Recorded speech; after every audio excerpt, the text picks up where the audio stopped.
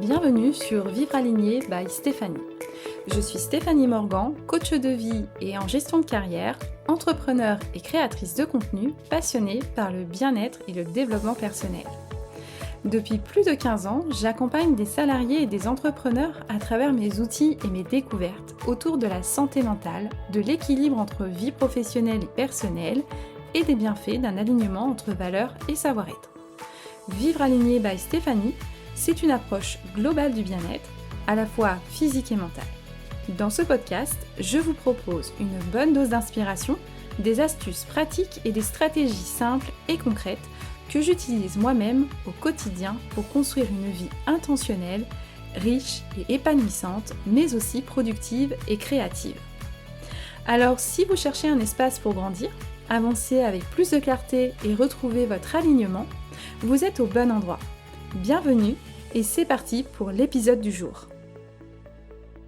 Je suis ravie de vous retrouver dans cet épisode de Vivre Aligné. Aujourd'hui, je voulais vous parler d'un sujet qui nous touche presque tous à un moment ou à un autre de notre vie, l'anxiété. Vous savez, cette petite voix intérieure qui nous fait imaginer le pire, qui nous empêche de dormir ou qui nous donne ce sentiment de courir sans fin. Avant de partager mes 10 conseils, je voulais vous dire que ce podcast est comme une discussion autour d'un café. Donc mettez-vous bien au chaud sous un plaid avec votre boisson chaude et prenez quelques minutes pour vous. Je ne vais pas vous donner de recettes miracles, mais des méthodes simples, réalistes, que vous pouvez intégrer doucement dans votre quotidien. L'idée, c'est de vous aider à respirer, à relâcher un peu de pression et à retrouver cette sensation de légèreté qu'on mérite tous.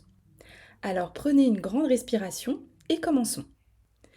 Le premier conseil que je peux vous apporter, ça va être de respirer vraiment. Qu'est-ce qu'on appelle par là respirer vraiment ? Je sais que ça peut sembler banal, mais revenir à sa respiration est la clé. Quand l'angoisse monte, notre souffle devient court, rapide, et notre corps reste en alerte. Essayez la respiration 4-7-8, c'est-à-dire inspirez 4 secondes, retenez 7 secondes et expirez 8 secondes. Je me souviens d'une anecdote que je peux vous donner, c'est un jour, juste avant une réunion importante, mon cœur battait si vite que je pensais ne jamais pouvoir parler. Grâce à cette méthode, j'ai repris conscience, je me suis réapproprié mon corps, j'ai respiré 5 minutes et j'ai retrouvé ma clarté. Croyez-moi, ça fonctionne. Mon second conseil, ça va être d'écrire vos pensées. Mettre ses émotions sur le papier peut sembler étrange, mais c'est comme vider son sac. Écrivez tout ce qui vous traverse à l'esprit, même les pensées irrationnelles. Vous verrez, les voir écrites les rend plus gérables. Petite anecdote également que je peux vous donner personnellement, c'est moi j'écris sur un carnet anti-anxiété, que j'appelle anti-anxiété, donc chaque soir j'écris mes inquiétudes et je termine par 3 choses positives de la journée qui se sont passées et qui me donnent du coup une satisfaction et de me dire bah voilà, j'ai fait des choses qui étaient bien dans ma journée, dont je suis fière. C'est pas forcément des grandes choses, mais même les plus petites, ça reste une fierté pour soi-même. Donc ce petit rituel, il m'aide à calmer mon mental et à mieux m'endormir. Le troisième conseil va être de limiter la rumination digitale. Qu'est-ce qu'on appelle la rumination digitale ? On est tous avec notre téléphone. Notre téléphone amplifie malheureusement l'anxiété et les notifications, mails et réseaux sociaux peuvent nous saturer. Un conseil que j'applique, c'est de réserver des plages horaires pour mes mails et mes messages. Le reste du temps, je me permets d'éteindre les notifications et de respirer sans distraction. C'est simple, ce geste en fait réduit énormément la pression mentale. Le fait de se dire que notre téléphone n'est pas au cœur de notre vie, mais simplement un accessoire pour communiquer, me permet de prendre une certaine distance et de me dire ok, c'est pas ma vie le téléphone, c'est comment dire un accessoire comme je vous disais juste avant, et donc du coup je ne veux pas être le substitut de mon téléphone. Donc je m'octroie quelques minutes de pause dans ma journée où je vais vérifier mes mails, je vais vérifier un petit peu ce qui se passe sur les réseaux sociaux, mais je ne veux pas que ce soit ma vie, je ne veux pas que ce soit mon téléphone. Donc du coup, je me réserve des plages et j'essaye de limiter les distractions au niveau des notifications. Donc je le mets en mode travail ou en mode repos. Et ça, vous pouvez le faire même le soir, où on est très tenté après une journée de travail, de pouvoir se dire je vais me reposer et me détendre avec mon téléphone.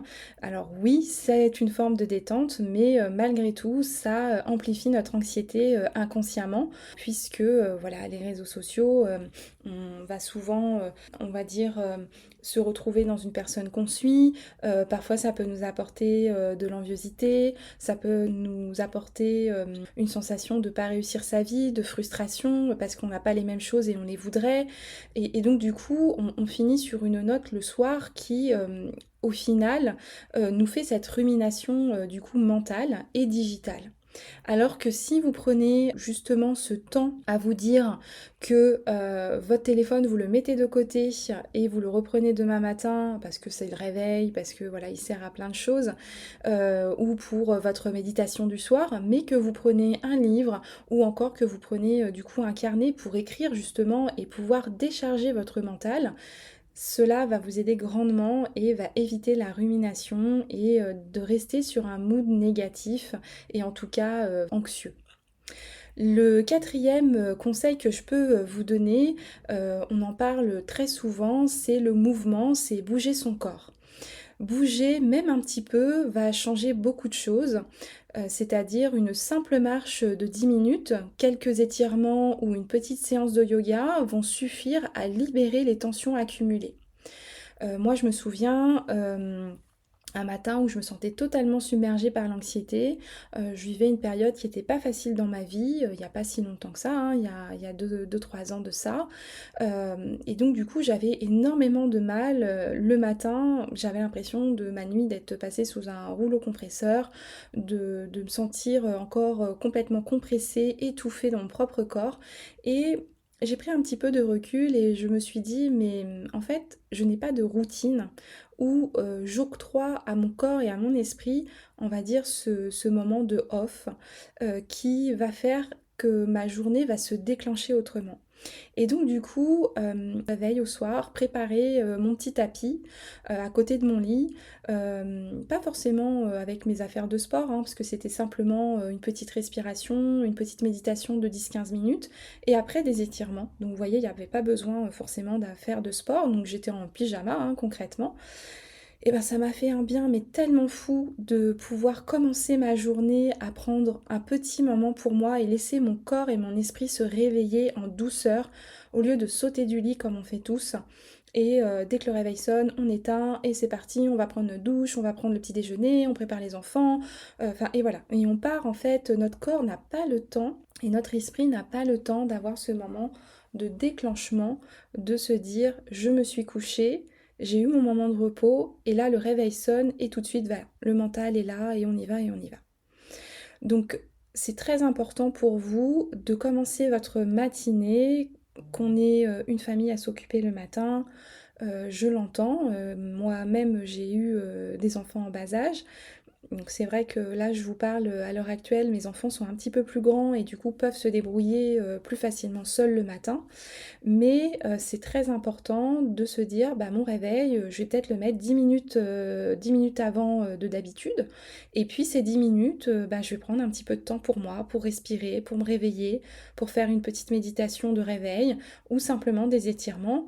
Parfois, ça sera simplement de se dire, bah, le matin, c'était mon compagnon qui allait promener le chien, et ben moi je vais prendre un quart d'heure en plus, donc je vais m'organiser dans ma matinée, en tout cas avant d'aller au travail, bah, je vais m'organiser, je vais aller promener le chien et je vais aller m'aérer l'esprit, je vais prendre un petit temps pour moi. C'est vraiment ce temps de se retrouver et du coup de faire le vide. Alors quand on va promener le chien, on n'est pas bloqué sur son téléphone, on est d'accord. On prend vraiment un vrai temps pour soi.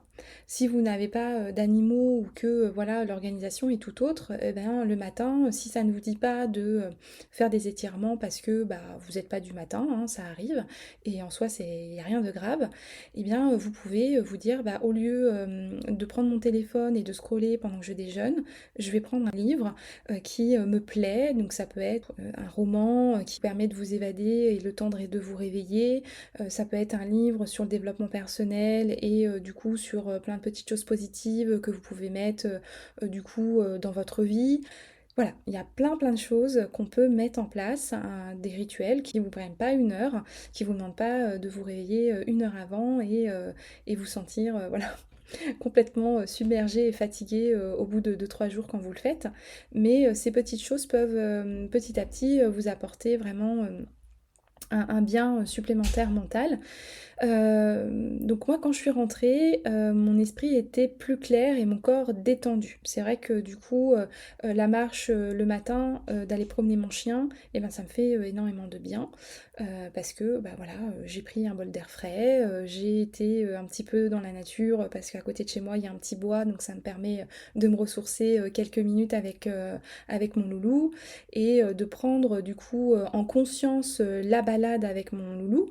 Bah, c'est vrai que du coup, bah, le téléphone, on se rend compte que petit à petit, si on reprend un petit peu plus haut la rumination digitale, bah, c'est pas ma vie et que ma vie, elle est, dans le moment présent, dans les faits concrets et les petites choses de la vie font que, bah, ça devient un petit plaisir, comme un autre et tout devient important. Donc le mouvement, ça a vraiment un pouvoir magique, de nous reconnecter à nous-mêmes et de nous ancrer un petit peu plus, dans notre corps. Le cinquième conseil que je peux vous apporter, ça va être d'identifier vos déclencheurs. Il est très utile de repérer ce qui déclenche votre anxiété. Est-ce que ça va être une personne? Est-ce que ça va être un événement? Les réseaux sociaux? Moi, pour ma part, j'ai remarqué que mes moments d'angoisse, ils arrivaient souvent avant des réunions ou des prises de parole en public. Même si je peux paraître, très à l'aise, à discuter avec vous, derrière mon écran, je suis quelqu'un, d'assez, on va dire, je vais pas dire sauvage, mais, d'assez, timide. Alors c'est pas de la timidité, mais c'est un petit peu d'introversion où j'ai besoin, d'analyser, mon environnement pour me sentir bien et c'est vrai que ces prises de parole en public ou ces réunions où il y a un brouhaha et une masse de personnes et je pense qu'on est, pas mal dans cette situation, bah, moi, ça me crée du stress, un pic de stress, voilà, je suis rouge, j'ai les joues toutes rouges, j'ai un pic, d'élévation de chaleur, de température, mais du coup, voilà, j'ai ce pic d'anxiété qui arrive, d'angoisse, alors que je sais que ça va très bien se passer, mais mon mental ne n'arrive pas à passer, par-dessus. Donc en identifiant, en fait, cette situation, j'ai pu préparer, en fait, des mini stratégies, pour les gérer et ça change tout. Donc j'expliquais effectivement que, moi ma mini stratégie c'est, la respiration. Donc je prends, un moment dans les toilettes, enfin voilà généralement je m'enferme dans les toilettes et du coup, je prends un moment pour respirer. Donc ça peut être le 5-7-8, ça peut être, le, 4-6-4, enfin voilà, peu importe en fait le temps de secondes que vous mettez au niveau de votre respiration, mais moi ça m'aide à relâcher la pression, mon cœur bat moins vite, je reprends le contrôle et j'arrive plus sereine que de sortir de mon bureau, prendre mes documents, être dans le stress, ruminer ce que je vais dire alors que je sais très bien ce que je vais devoir dire. Donc en soi, il y a rien d'extraordinaire. Le public que j'ai en face de moi, c'est mes collègues la plupart du temps et voilà, ça se passe très bien. Donc il y a ce moment où malgré tout, le mental reprend le dessus et cette anxiété revient. Donc il est important quand ça vous arrive, de repérer en fait ces moments déclencheurs et d'avoir une petite prise de recul et de se dire ok, ça me déclenche chez moi cette anxiété. Donc ça peut être, encore une fois, hein, comme je vous ai dit, hein, des événements, des réseaux sociaux parfois vont nous amener des émotions dont cette anxiété. Eh bien, voilà, on sait que dans la journée, si ces réseaux sociaux, nous apportent un pic d'anxiété, parce que ça nous fait encore ruminer, mentalement, ça nous fait encore, revenir, on va dire à une vie sur lequel on n'est pas aligné, bon, bah, on arrête les réseaux sociaux dans la journée. Si, du coup, c'est ça qui vous mène, cette anxiété et ben, entre midi et 2, encore une fois, on change ses habitudes. On va manger, on va prendre un petit temps pour aller, marcher, faire le tour du quartier avec, de la musique douce dans ses oreilles. Encore une fois, un podcast, voilà, de quelqu'un qui peut vous apporter, encore une fois, de l'apaisement, par sa voix, par ce qu'il va donner, en fait, comme information, par son contenu. Et puis, bah, si c'est une personne, bah, essayez, du coup, de, minimiser les contacts avec cette personne parce que vous savez que cette personne vous apporte de l'anxiété. Encore une fois, je le disais récemment dans un de mes épisodes, vous avez malheureusement des personnes qui sont toxiques.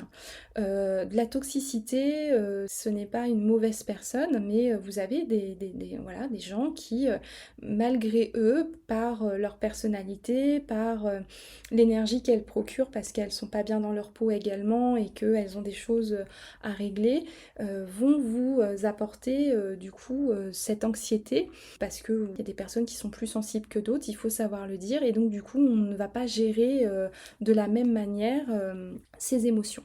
Donc du coup, voilà, minimiser les contacts avec des personnes qui peuvent vous procurer du coup de l'anxiété dans votre journée. Alors je sais bien que c'est pas évident à dire parce que quand on est en plein milieu, au plein milieu de son travail et que bah, on doit échanger avec ses collègues, avec son manager qui peut nous procurer du stress, avec sa direction ou autre, c'est pas forcément évident, mais ce que je veux dire par là, c'est que ce ne sont pas des personnes avec qui vous allez être en contact au quotidien. Un manager, généralement, il n'est pas collé à vos basques, votre direction, c'est pareil. Donc du coup, le fait de se dire que à un temps donné dans votre journée, vous allez rencontrer votre direction ou votre manager, par exemple, qui vous procure de cette anxiété ou ce stress, et ben c'est se préparer, faire cette petite respiration, se dire que c'est juste ce moment-là et qu'on va très bien gérer, que on est capable de l'affronter et il va rien se passer de grave. Voilà, le cerveau, encore une fois, sur cette partie anxiété, c'est ce côté très primitif de se dire il y a un danger. Du coup, je dois me protéger et le danger va être la fuite, va être du coup ces réceptions du coup physiques de la transpiration, les coups de chaud. Eh bien non, votre mental, c'est pas aussi, c'est pas que votre ennemi dans le sens où voilà, il est là aussi pour vous protéger. Donc maintenant, aujourd'hui, notre vie fait qu'on n'a plus besoin de se protéger aussi primitivement parlant. Mais il faut arriver à apaiser votre mental et à reprendre le dessus par vos émotions en disant non. Là, tu n'as pas de raison à t'inquiéter, il n'y a pas mort d'homme, je vais reprendre le contrôle et du coup, je suis zen, je respire, je peux passer ce moment, mes émotions ne vont pas prendre le dessus et mon mental, tu vas m'aider. Moi, c'est un petit peu comme ça que je me parle, c'est comme si je parlais à un deuxième moi en fait, hein. Je me visualise moi en face de moi et je me parle. Voilà, ça peut être à haute voix quand je suis toute seule et ça m'aide énormément parce que ça m'apporte cette sécurité de me dire que je suis capable de contrôler mes émotions, que je suis capable de prendre un recul sur ma personne et d'analyser. Alors, je ne demande pas à être psychanalyste, hein, encore une fois, mais le fait de prendre un petit peu de recul et d'analyser encore une fois ses émotions et de prendre part en fait à ça et de revenir à son corps, à cet ancrage, vous permettra de pouvoir gérer vos émotions plus facilement.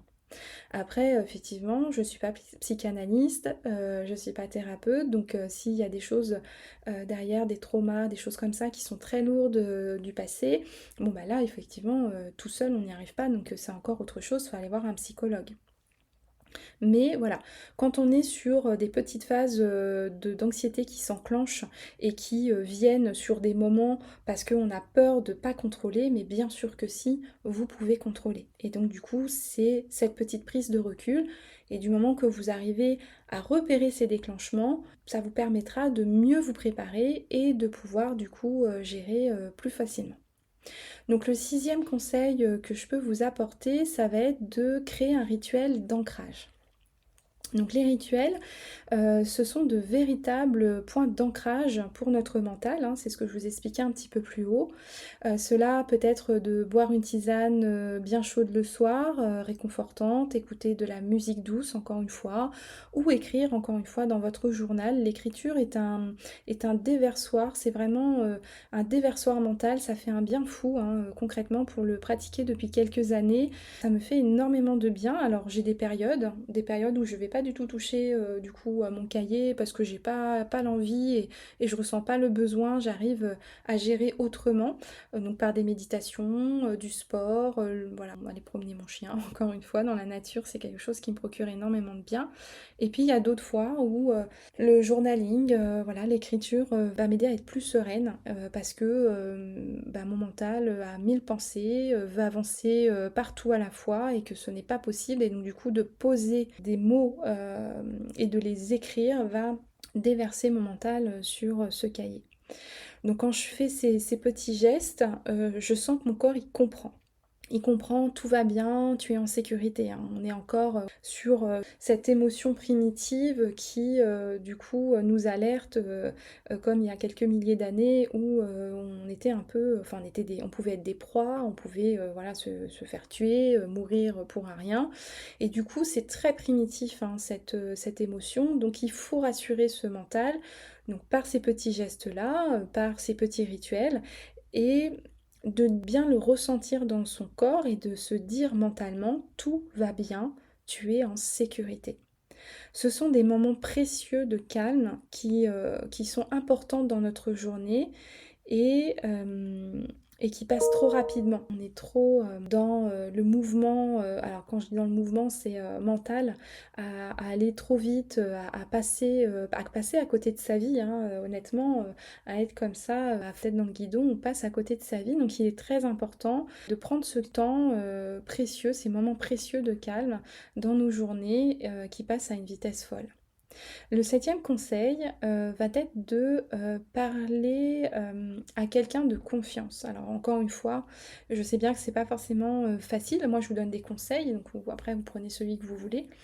Mais parfois, on a voilà, quelqu'un de notre famille, un de nos parents, on est très proche, une très bonne amie, quelqu'un de notre fratrie à qui voilà, on fait extrêmement confiance, son mari, son conjoint, voilà, qui fait que on peut parler vraiment en toute confiance et la personne, n'aura pas, comment dire? De préjugés ou, de façon de mots, blessants, à notre égard et que du coup, ça permet encore une fois de se décharger, mentalement donc parfois le simple fait de partager ses émotions peut réduire considérablement du coup le poids, de celle-ci et vous n'avez pas besoin de solution, hein, juste une oreille attentive, bienveillante qui, vous écoute et qui, du coup, est là pour, réconforter. Donc j'ai souvent, appelé, moi de mon côté, une amie, hein, lorsque je me sentais, submergée. Une très bonne amie, parce que je sais que je pouvais, lui dire, voilà, tout ce que j'avais sur le cœur et le fait de lui dire ce que je ressentais me permettait de respirer du coup, à nouveau et de repartir, on va dire plus positive, plus boostée. Alors encore une fois, il faut mesurer, hein, voilà, votre ami, votre parent, votre cousin, votre frère, votre conjoint. C'est pas, le déversoir, voilà, où, du coup on lance, sa négativité et du coup, la personne, elle, ce qu'il faut savoir, c'est qu'elle reçoit aussi, hein. Donc du coup, elle aussi, derrière, ça lui amène, des énergies, pas super positives. Donc du coup, il faut y aller, voilà, à parcimonie, il faut pas, à chaque fois que ça ne va pas, appeler cette personne, et du coup, c'est, l'oreille attentive. Il faut aussi, savoir, avant ça, pouvoir s'auto-gérer, s'auto-détoxifier, et pouvoir analyser la chose. Mais de temps en temps, c'est vrai que ça fait, du bien de parler, à une oreille attentive quand, il y a vraiment un trop plein et qu'on n'arrive plus, du coup, à gérer. Le huitième conseil que je peux vous apporter va être de pratiquer, l'autocompassion. Donc, ça va être d'arrêter de se juger parce que vous êtes anxieux. Soyez doux avec vous-même. C'est-à-dire que, comme une amie, encore une fois, comme quelqu'un qu'on peut avoir en face de soi, qu'on aime énormément, généralement, on va être, assez compréhensif, on va essayer, de prendre du recul et d'analyser, les choses pour, être le plus doux possible et être le plus clairvoyant possible. Et bah, ça, c'est normal hein, de ressentir ça, du coup, quand on est seul. C'est-à-dire qu'il faut encore une fois se parler et se dire: «C'est normal de ressentir les émotions que je ressens». Je ne suis pas seule. Voilà, c'est normal. Je vais passer cette vague d'émotions qui me plaît pas du tout. Et il faut savoir dire que ça ne plaît pas. Parce qu'on n'est pas fait pour être tout le temps joyeux, tout le temps positif. Voilà, on est dans une société aujourd'hui où on prône ça, le positif, le positif, le positif. On est joyeux, il faut voilà, être positif et garder cette positivité, balayer un petit peu les émotions négatives. Voilà, il faut garder le positif. Oui, ça c'est très important. Mais il faut savoir accepter aussi ces émotions qui sont négatives parce qu'elles font partie du coup de cet équilibre, hein. Le positif, s'il n'y a pas de négatif, concrètement, il chute. Donc il y a un équilibre à avoir et il faut les accepter, ces émotions. Même si c'est désagréable, il faut savoir se dire que c'est un moment à passer, il faut les accepter. Je dois passer par là pour derrière me sentir mieux, pour derrière avancer, grandir et analyser, pour derrière, encore une fois, mieux la prochaine fois, les comprendre et passer la vague, voilà, surfer un petit peu sur la vague, c'est un petit peu ce que je me dis, Stéphanie, le calme après la tempête. Donc laisse passer cette tempête, accepte du coup cette colère, cette anxiété, cette nervosité, cette impatience, prends sur toi. Tu as des outils pour justement désenclencher tout ça et c'est encore une fois normal que je les ressente et ça va passer et je ne suis pas seule dans tous les cas. Donc on calme son mental à se dire oh là là je vais mourir, qu'est-ce qui se passe, c'est la fin du monde. Non, je ne suis pas seule, c'est normal de ressentir ces émotions. Et derrière, qu'est-ce que je peux mettre comme outil? Voilà, qu'est-ce qui va me faire du bien? Allez, on rebascule et on part dans quelque chose où on se dit ça va me faire du bien, ça va me calmer et ce n'est qu'une passade. À partir de là, le fait de se parler comme on parlerait à un ami va nous aider à nous apaiser, à apaiser ce mental et à créer un espace de sécurité intérieure. Et à partir de là, on peut repartir du coup sur notre journée quand cela nous arrive. Le neuvième conseil va être de dédramatiser avec des micro-actions.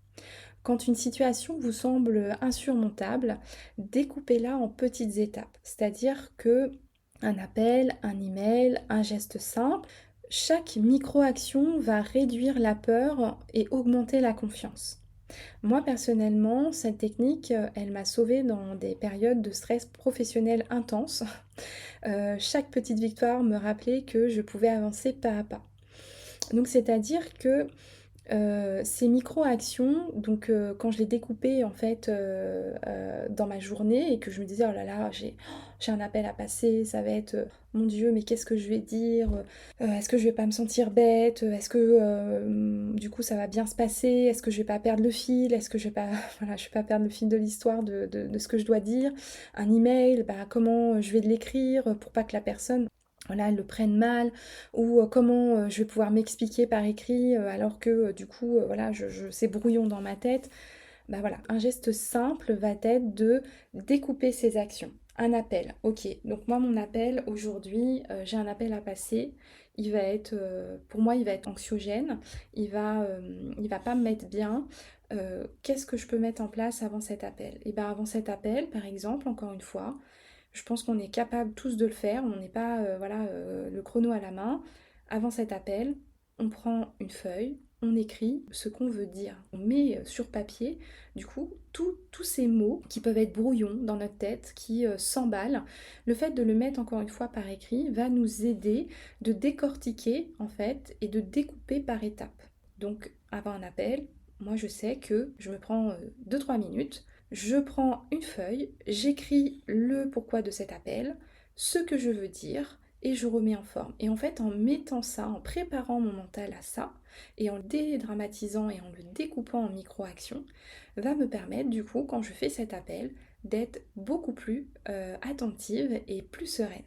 Un email c'est pareil. Moi je sais que en email mes mots parfois peuvent être très brouillons, mes phrases très brouillons. Donc aujourd'hui, on a l'intelligence artificielle, on a ChatGPT, on a Gemini, on a voilà, qui peut nous aider aussi à se dire ok, alors j'ai trop de choses dans la tête, je ne sais pas par où commencer, du coup bah je vais voilà, m'aider de ChatGPT en soi, c'est pas parce que vous vous aidez de l'IA que vous êtes un cancre, que vous êtes voilà un imbécile ou encore une fois quelqu'un qui est feignant, pas du tout. Parfois ça peut permettre du coup de découper et d'être plus serein derrière sur nos autres actions. Pour mon 10e conseil, ça va être d'intégrer des pauses sans rien faire. On a parlé un peu plus haut, hein, ces moments de pause absolue, ils sont essentiels. S'asseoir, respirer, ne rien attendre de soi, ne rien faire, ce n'est pas du temps perdu encore une fois, c'est un véritable cadeau qu'on offre à notre cerveau. Donc on est encore une fois dans cette société où il faut aller vite tout le temps, où les minutes sont précieuses, les secondes sont précieuses.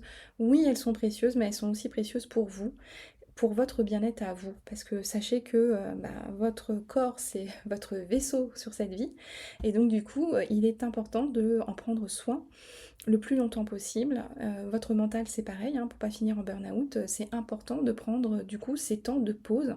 Donc moi je sais que quand je pratique ces pauses, je me sens plus légère derrière, je me sens plus claire dans mes pensées et plus prête à affronter ma journée concrètement. Je me sens un peu voilà, comme une guerrière, une warrior. Je me dis allez, c'est bon, je reprends le flambeau et j'y vais. Je suis capable d'affronter ce qui peut m'arriver. Donc c'est important de se retrouver, d'avoir ces moments.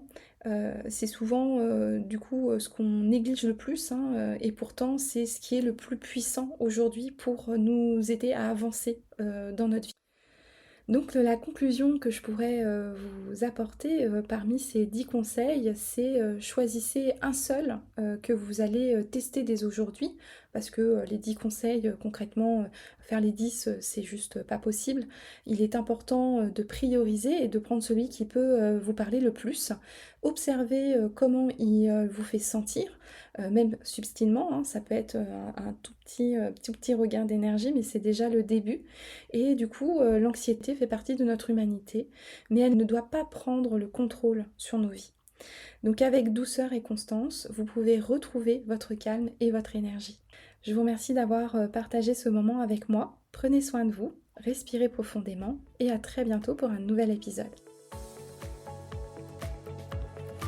Merci d'avoir été à l'écoute de cet épisode. S'il vous a plu, je vous invite à vous abonner sur votre plateforme préférée pour ne rien manquer des prochains épisodes. Pour soutenir le podcast, vous pouvez le partager sur vos réseaux sociaux en taguant mon compte Instagram vivrealigné_by_Stéphanie, le faire découvrir à vos proches qui pourraient l'apprécier, mais aussi laisser un avis et quelques étoiles sur votre plateforme d'écoute. Et surtout, n'hésitez pas à m'envoyer vos retours ou suggestions en message privé sur Instagram. Vos idées nourrissent les prochains épisodes. Je vous souhaite une très belle semaine, prenez soin de vous et à très vite dans Vivre Aligné by Stéphanie.